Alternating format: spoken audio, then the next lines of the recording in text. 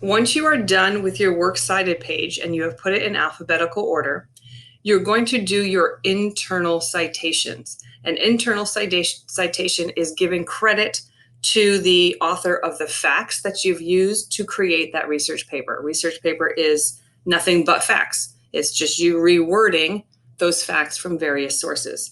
So we're going to look at the first word or the first two words of each source that you've used. And you're going to format it the way you formatted it in your works cited page. So in this example, abortion is in quotes. So we're going to put it in quotes when we use that source in our internal citation. Things like Harley, because we have two sources that start with the same first word, you can't just put Harley in an internal citation because the reader won't know which source you are referring to. So here you would take the first two.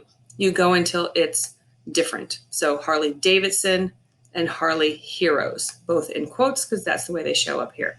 So you take that first word of your source and you're going to put an internal citation at the end of every direct quote. So here's a direct quote in the middle of a paragraph, immediately followed by an internal citation. Notice that there's no period at the end of the quote. It's just space, open parentheses, the first word from your reference, your works cited page, close parentheses, period. And then at the end of a paragraph, you also have your internal citation. So wherever those facts came from, you're going to put that at the end of every paragraph. In parentheses, one set of parentheses, one period at the end of the closed parentheses. And then if you have multiple sources from multiple facts within that paragraph, then you separate those sources with a semicolon. If you only have one source that you used, then it's just open parentheses, the one word of that source from the works cited page, close parentheses, period.